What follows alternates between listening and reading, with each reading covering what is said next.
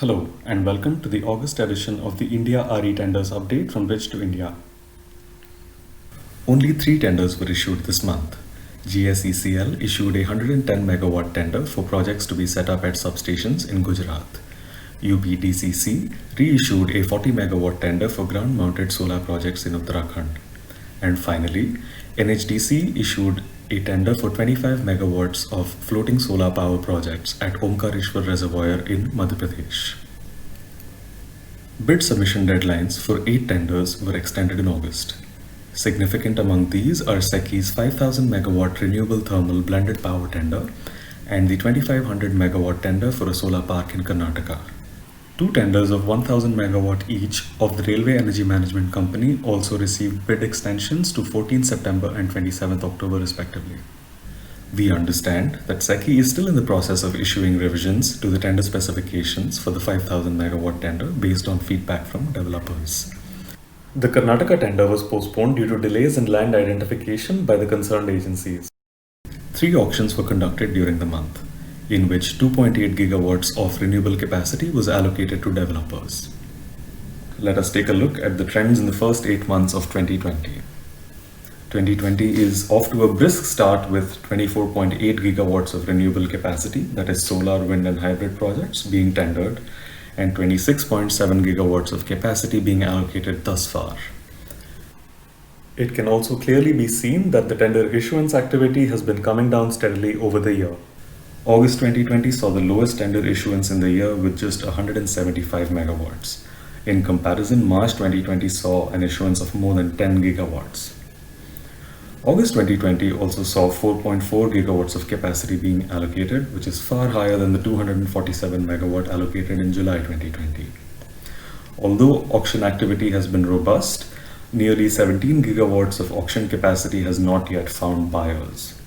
As demand growth for power remains weak, DISCOMs are scouting for the cheapest available power and are holding off on signing PSAs. SECI is attempting to pool expensive and cheap solar power and sell it at a blended cost, but it remains to be seen if states are willing to accept such a proposition. Let us now delve into the tenders issued during the month.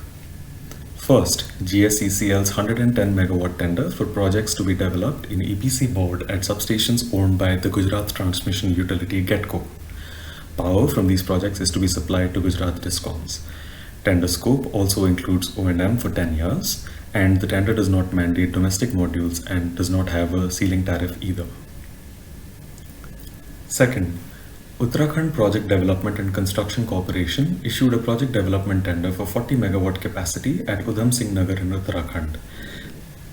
This tender was originally issued in January 2019 with a ceiling tariff of 4 rupees 29 paisa per kilowatt hour.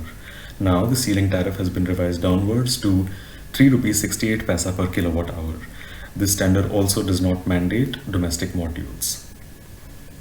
Third, NHDC invited capital cost bids for a 25 megawatt floating solar project to be developed at Omkareshwar Reservoir in Madhya Pradesh. This tender requires the use of domestic modules and power is to be supplied to Madhya Pradesh DISCOMs.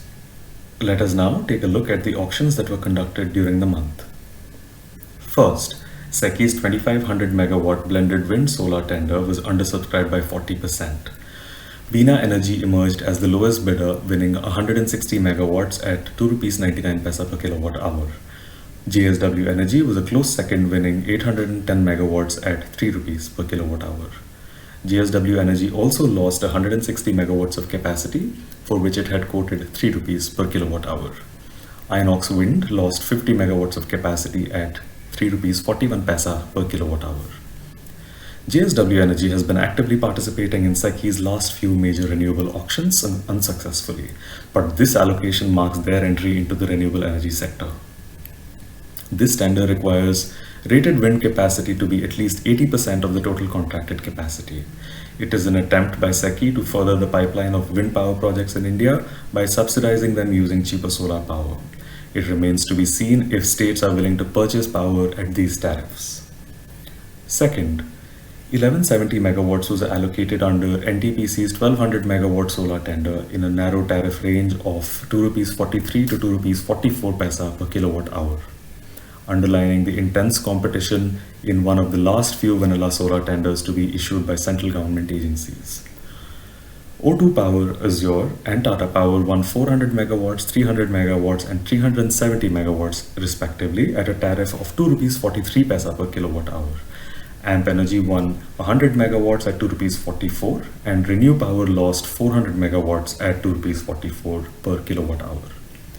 New entrants O2 Power and Amp Energy have been participating actively in auctions this year in a bid to quickly build up a project pipeline, and they have been seen to quote aggressive tariffs. Third, GUBNL's 700 megawatt Dholera solar park tender was fully subscribed with tariffs in the range of ₹2.78 to ₹2.81 per kilowatt hour. Tata Power and Veena Energy won 100 megawatts each at ₹2.78 per kilowatt hour. Renew Power won 200 megawatts at ₹2.79 per kilowatt hour, while SJVN won 100 megawatts at ₹2.80 per kilowatt hour. Finally, O2 Power also managed to secure 200 megawatts at ₹2.81 per kilowatt hour. In the same auction, O2 Power has also lost 300 megawatts at the same quoted tariff of ₹2.81 per kilowatt hour. That was the roundup for the month of August, and I hope you found the video informative and useful. Please visit indiarenavigator.com for the latest updates on tenders, auctions, and policies available real-time and 24/7. We will be back early next month with the next update. Thank you.